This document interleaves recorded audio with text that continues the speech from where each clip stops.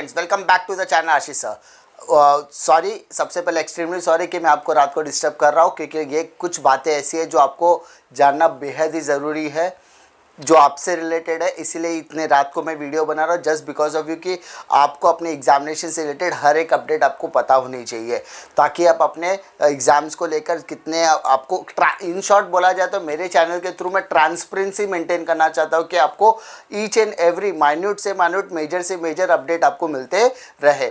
तो सबसे पहले चीज़ हम लोग देखेंगे मुंबई मिरर का जो हम लोग ऐसा बोलेंगे, मुंबई मिरर का एक आर्टिकल है।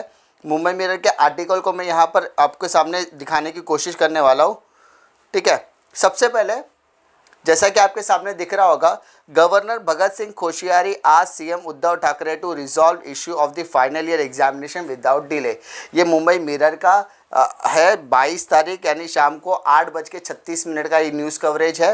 अब इसकी शुरुआत कहाँ से हुई, यानी यहाँ पर जो हमारे महाराष्ट्र के गवर्नर है उन्होंने सीएम उद्धव ठाकरे जी सर को जो लेटर लिखा और लेटर में संबोधित किया कि भाई आपको फाइनल ईयर एग्जामिनेशन के बारे में आपको डिस्कस करना पड़ेगा एंड यू कैन नॉट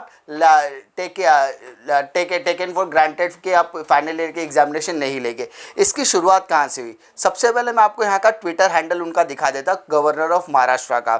उन्होंने ट्वीट किया है, राज्यपाल भगत सिंग कोश्यारी यांना मुख्यमंत्री उद्धव ठाकरे यांना पत्र पाठवून राज्यातील विद्यापीठांचा अंतिम वर्षाच्या विद्यार्थ्यांचा परीक्षा घेण्याबाबत प्रश्न विनाविलंब सोडण्याची सूचना केली।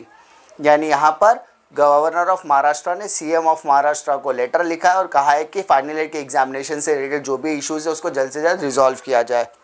उसके बाद वही सेम चीज़ उन्होंने मराठी में भी कही, सॉरी इंग्लिश में भी कही, और वहाँ पर एक इन्होंने कहा है की अंतिम वर्षाच्या विद्यार्थ्यांची परीक्षा न घेता त्यांना पदवी प्रदान करणे योग्य होणार नाही असे मत त्यांनी व्यक्त केले। यानी बिना एग्जामिनेशन के, बिना फाइनल ईयर स्टूडेंट के एग्जामिनेशन के उनको डिग्री अलॉट करना is not a correct option, उन्होंने कहा है। और वही ट्वीट आपको यहाँ पर फ्लैश हो रहा है, मैं इसका लिंक आपको डिस्क्रिप्शन बॉक्स में दे दूंगा। उसके बाद महाराष्ट्र का जो मुंबई मिरर का है उसका भी लिंक मैं आपको दे दूंगा, आप आराम से डिटेल में पढ़ सकते हैं। लेकिन इन सब में उदय सामंत सर का क्या स्टेटमेंट है उसको देखने के लिए हम लोग उदय सामंत सर के फेसबुक पेज पर जा सकते हैं, जहां पर उन्होंने अब से 1 घंटा पहले लाइव सेशन किया था और ये लाइव सेशन सिर्फ 1.5 मिनट का है। उन्होंने क्या कहा है मैं आपको यहाँ पे दिखाने की कोशिश करूंगा। माननीय राज्यपाल महोदयांचा काहीतरी गैरसमज झालेला आहे।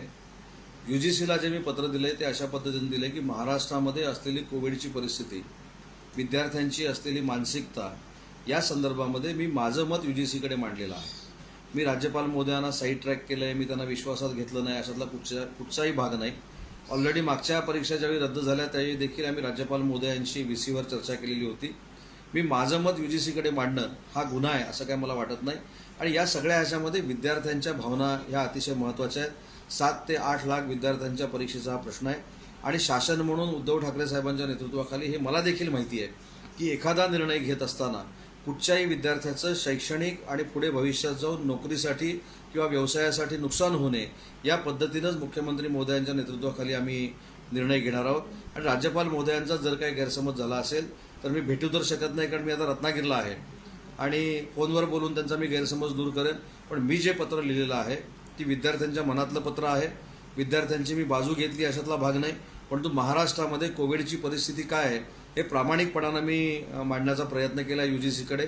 यूजीसीनं कुठचाही रिप्लाय दिलेला नाही, पण विद्यार्थ्यांच्या आरोग्याच्या दृष्टीचा विचार करूनच मी पत्र लिहिलेलं आहे आणि याच्यामुळे जर राज्यपाल महोदयांचा गैरसमज झाला असेल तर मी नक्की त्यांचा तो दूर करेन। जैसा कि आप देख सकते हो कि यहाँ पर उन्होंने अपने फेसबुक पेज के ज़रिए उन्होंने संबोधित किया। उन्होंने क्लियरली कहा है, हमने सिचुएशन को एनालाइज़ किया और एनालाइज़ करने के बाद हमें जो समझ में आया कि भाई ये प्रॉपर टाइम नहीं है एग्ज़ामिनेशन कंडक्ट करने का, क्योंकि जुलाई में एग्ज़ामिनेशन लेना पॉसिबल नहीं हो सकता, क्योंकि जिस तरीके से केसेस बढ़ रहे हैं। हमने विद्यार्थियों के पक्ष में आकर ऐसा फैसला नहीं लिया, हमने विद्यार्थियों को किसी भी तरीके की हेल्थ इश्यूज़ नहीं होनी चाहिए उसके बारे में प्रिकॉशंस लेते हुए हमने ये फैसला लिया। सर सिर्फ मैंने मेरे विचार, यानी उद्धव सामंत सर ने सिर्फ अपने विचार यूजीसी के सामने रखे हैं। यूजीसी ने इसका कोई अप्रूवल नहीं दिया, उसका कोई रिस्पॉन्स नहीं दिया है। उदय सामंत सर का ये भी स्टेटमेंट है कि अगर किसी भी तरीके का मिसकंसेप्शन अगर गवर्नर जी को है तो वो उनसे बातचीत करके उसको सॉर्ट आउट करने की कोशिश करेंगे। तो फिलहाल इन सभी चीज़ों पर डिबेट शुरू है। अपनी तरफ से हर एक पार्टी आउटपुट देने के लिए तैयार कर रही है। एग्जामिनेशन होना चाहिए, नहीं होना चाहिए, इसी तरीके की अपडेट आपको मिलती रहेगी। लेकिन मेरा एक ही चीज़ बोलना है, उदय सामंत सर का जो स्टेटमेंट है उतना जस्टिफाइड है कि आपको भी पता है, मुझे भी पता है कि ये सिचुएशन में बच्चों का एग्जामिनेशन होना पॉसिबल नहीं है। तो आने वाले समय में आपको क्लैरिफिकेशन मिल सकता है कुछ दिनों में। अब ये बात जो है थोड़ी और लंबी खींच सकती है, लेकिन इस खिंचातानी के बीच में आप अपनी एग्जामिनेशन की प्रिपरेशन करते रहिए, ऐसी दरख्वास्त मैं करता हूँ। क्योंकि आपको भी पता है जिस जगह पर पॉलिटिक्स नहीं आनी चाहिए, अगर वहाँ पर पॉलिटिक्स आएगी तो थोड़ा सा वो लंबा जा सकता है। लेकिन मेरा प्रेडिक्शन ये कहता है कि ये जो मैटर है वो जून के फर्स्ट वीक में सॉर्ट आउट हो जाने के चांसेस है। तो इसी तरीके ये जो छोटी सी, ये जो बहुत बड़ी बात है एक्चुअली, जिसका पता होना आपको ज़रूरी है।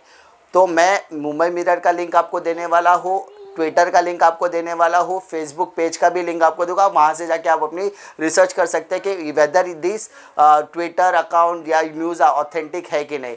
उम्मीद करता हूँ कि आपको ये वीडियो इन्फॉर्मेटिव लगा हो। इन्फॉर्मेटिव लगता है तो दोस्तों में शेयर कीजिए, पसंद आया तो लाइक कीजिए, और इसी तरीके के कंटेंट के लिए इस चैनल पर बने रहिए। मिलता हूँ मैं आपको नेक्स्ट वीडियो में, तब तक के लिए जय हिंद। और भूलिए नहीं, मैं आपके साथ हूँ।